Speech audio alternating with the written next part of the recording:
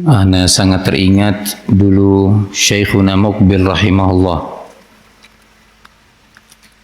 nggak pernah ada liburnya dars itu, walaupun hari raya.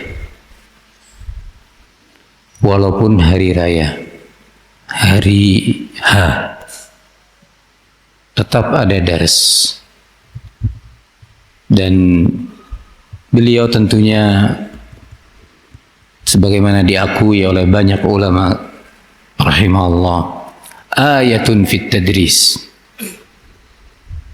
Ayah, betul-betul sebuah tanda keagungan, kebesaran dalam hal at-tadris, mengajar. Di hari-hari biasa beliau mengajar qabla zuhur, mengajar kitab As-Sahihil Musnad, karya beliau sampai habis sekian tahun, kemudian dilanjutkan dengan Al-Jami' As-Sahih mimma laysa fis sahihain setiap sebelum zuhur. Setelah ba'da zuhur mengajarkan tafsir Ibnu Katsir, kurang lebih durasi 30 menit. Ba'da al-'asr kana rahimahullah yudarrisuna fil Sahih Bukhari. Ba'da al-'asr kurang lebih durasi 45 menit.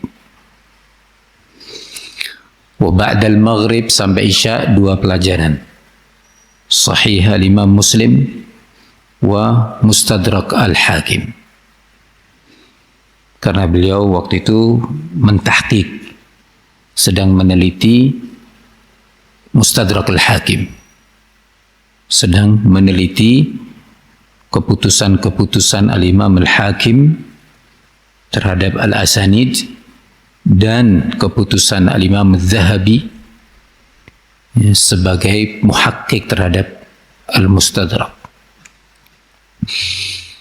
Lanjut selesai sholat isya, kalau bainal maghrib wal isya kurang lebih durasi 60 menit. Ba'dal isya kurang lebih durasi 15 menit, mengajarkan al-ilal, ilal al-hadith, ilal al-asanid, illah yang ada pada al-asanid al-khafiyah, yang kemudian salah satunya keluarlah kitab Ahadits al-Mu'alla Zahiruha as-Sihhah, hadis-hadis yang ada penyakit padanya yang secara zahir nampak sahih, bersambung, rijalnya thiqat, secara zahir diputusi dan dinilai hadis sahih atau minimalnya hasan. Ternyata di situ ada penyakit tertentu. Setelah diagnosa yang dalam, diagnosa ilmu hadis, ditemukan ada sesuatu di situ. Nah, itu pelajaran ba'dal isya. Antum bayangkan sejumlah masyayikh dan ulama ketika mendengar bagaimana Syekh Muqbil mengajar, di samping waktunya untuk menulis itu tersendiri, waktu beliau yang disediakan untuk menjawab pertanyaan ba'dal asr setelah dars Sahih Bukhari, beliau keliling di Al-Wadi sambil berjalan karena memang harus olahraga beliau, ya, itu kesempatan untuk bertanya di waktu sore, kesempatan para penulis-penulis untuk membacakan karyanya ke hadapan Syekh untuk mendapatkan kritikan atau penilaian. Ba'dal asr,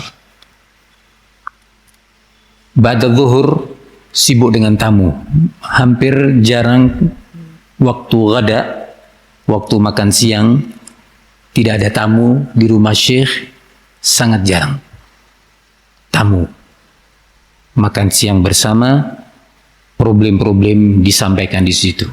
Tamu baik dari dalam negeri Yaman, para duat, para masyayikh, atau dari luar negeri. Wahakadha kehidupan Syekh Muqbil rahimahullah. Sampai-sampai ketika diceritakan ke Imam Al-Albani, karena Syekh Muqbil adalah muridnya dan sudah sekian tahun tidak berjumpa, dulu berjumpanya di Madinah, pada tahun 70-an awal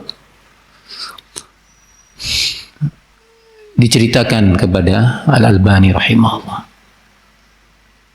Nah, didengarkan dengan khusyuk kisah itu. Kemudian diakhiri oleh Syekh dengan kata-kata wa hakadha hayatul muhaddithin al-awwalin. Demikianlah kehidupan para ahli hadis terdahulu. Fahuwa ayatun fi sabr, ayatun fi at-tadris rahimahullah ta'ala. Yang di zaman ini sulit ditemukan seperti itu. Di zaman seperti ini sangat sulit ditemukan di banyak negara. Ya, keseriusan beliau dari semua waktunya. Dari semua waktunya. Sampai-sampai Syekh Muqbil memang nggak pernah atau tidak bisa tahu, tidak mengerti nilai mata uang real Yaman. Itu bisa beli apa? Misalkan 500 real. Itu bisa beli apa? 500 real itu. Nggak tahu beliau. Ya, beliau nggak tahu dengan kehidupannya yang serba sederhana. Sampai-sampai ketika ana jumpa Syekh Rabi tahun 2008 di Mekah, terjadi perbincangan seputar Syekh Muqbil. Di majelis terjadi perbincangan seputar Syekhna Muqbil rahimahullah. Sampai Syekh mengatakan, amma Syekh Muqbil kal Imam Ahmad fi asrihi. Seperti Imam Ahmad di masa itu. Da'asad dunya birijlihi. Begini Syekh dengan kakinya, Syekh Rabi. Menginjak dunia itu dengan kakinya. Syekh Rabi yang seperti itu pun ya, luar biasanya masih mengatakan ucapan seperti itu. Amma Syekh Muqbil faqad da'asad dunya birijlihi. Telah benar-benar menginjak dunia itu dengan kakinya. Banyak kisah tentunya tentang beliau.